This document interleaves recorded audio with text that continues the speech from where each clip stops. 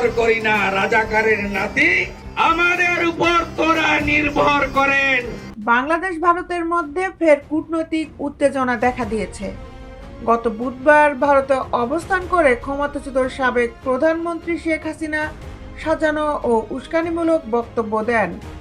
এর প্রতিবাদে বৃহস্পতিবার বাংলাদেশ ভারপ্রাপ্ত ভারতীয় হাইকমিশনার পবন বাঁধেকে তলব করে ঢাকা। फ्रेंड्स, हमारी बैठक ऐसे समय हो रही है जब विश्व तनावों और संघर्षों से घिरा हुआ है। ফলে দুই দেশের মধ্যে কূটনৈতিক উত্তেজনা আবারও তীব্র আকার ধারণ করেছে।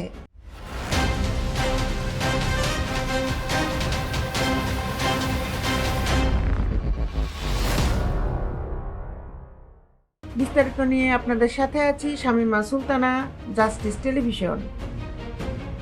শুক্রবার ভারতের সংবাদ মাধ্যম টাইমস অফ ইন্ডিয়ার এক প্রতিবেদনে বলা হয়েছে, গত বছরের আগস্টে ছাত্র জনতার গণ অভ্যুত্থানে ভারতে পালিয়ে যান শেখ হাসিনা। বুধবার তিনি অনলাইনে এক বক্তৃতায় অন্তর্বর্তীকালীন সরকারের প্রধান উপদেষ্টা ডক্টর মোহাম্মদ ইউনূসকে মৃতদেহের উপর হেঁটে ক্ষমতা দখলের অভিযোগ করেন। স্লোগান, চেয়েছিলাম অধিকার হয়ে গেছি রাজাকার। আরে রাজাকার তো আমি তোমাদের করি নাই, তোমার নিজেরা স্লোগান দিয়ে তোমাদেরকে রাজাকার করেছো। এর আগে ছাত্র জনতা ধানমন্ডি ৩২ নম্বরে শেখ মুজিবের বাসভবনে ভাঙচুর ও অগ্নিসংযোগ চালায়।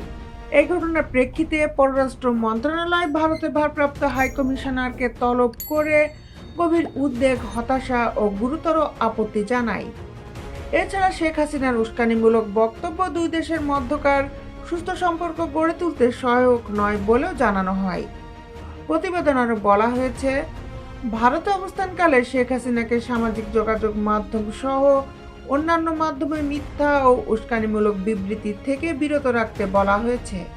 এর আগে গতকাল অন্তর্বর্তী সরকারের পররাষ্ট্র উপদেষ্টা তৌহিদ হোসেন দাবি করে বলেছেন, ভারত থেকে শেখ হাসিনার বক্তব্য বিবৃতির কারণে বুধবার ধানমন্ডির ৩২ নম্বরে শেখ মুজিবুর রহমানের বাড়ি ভাঙচুর এবং আজ দেশের বিভিন্ন স্থানে ভাঙচুরের ঘটনা ঘটেছে উল্লেখ করছেন। এই জন্য আমরা অনুরোধ করেছি যে এই প্র্যাকটিসটা বন্ধ করার জন্য তারা যেন ব্যবস্থা নেয়। তিনি আরো বলেন, শেখ হাসিনা যাতে বাংলাদেশের বিপক্ষে এই ধরনের বক্তব্য আর না দেন, তাকে বিরত রাখার জন্য ভারতকে লিখিতভাবে বলা হয়েছে।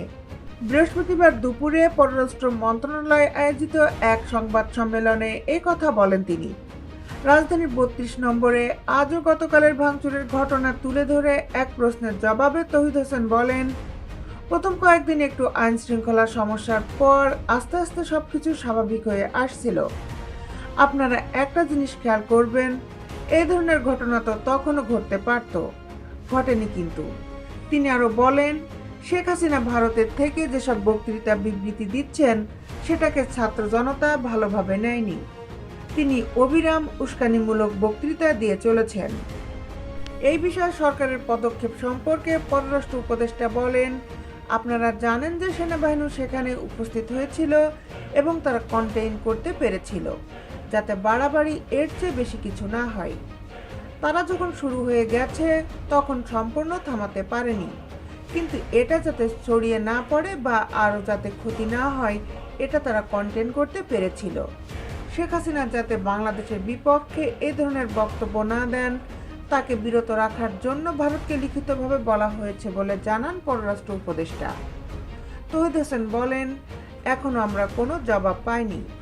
আজ আবারও তাদের আমরা গত কয়েকদিনের পরিস্থিতির জন্য প্রোটেস্ট নোট দিয়েছি। হাই কমিশনার এখন নেই, তাই অ্যাক্টিং হাই কমিশনারকে ডেকে এই ধরনের প্রভোগ করার প্র্যাকটিস বন্ধ করার জন্য অনুরোধ করেছি। দেশ বিদেশের আপডেট নিউজ পেতে আমাদের সাথেই থাকুন। Justice television, Dhaka.